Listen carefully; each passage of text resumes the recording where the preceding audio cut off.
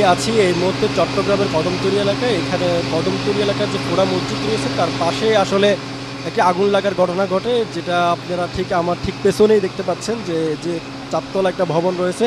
সেই ভবনের চারতলায় দুপুর 1:30টা নাগাদ আগুন লাগার ঘটনা ঘটে। সেই আগুন এখনও জ্বলছে, তবে এই আগুন নিয়ন্ত্রণে কাজ করছে প্রায় ফায়ার সার্ভিসের 7টা ইউনিট।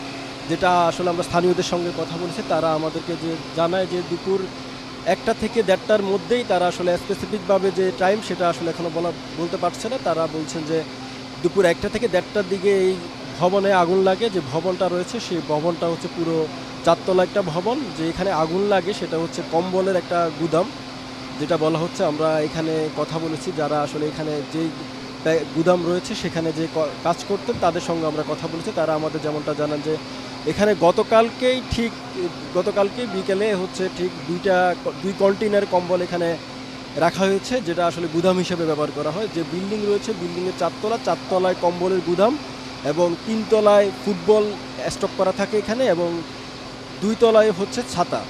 সব মিলিয়ে বলা চলে পুরো বিল্ডিংটা গুদাম আকারে ব্যবহার করা হয়। এবং যেখানে আগুন লাগে দুপুর একটার দিকে সেটা হচ্ছে কম্বলের গুদাম। শিয়া বাটার ও ভিটামিনে সমৃদ্ধ লিলি বিউটি সোপ, তারুণ্যময় উজ্জ্বল ত্বকের জন্য।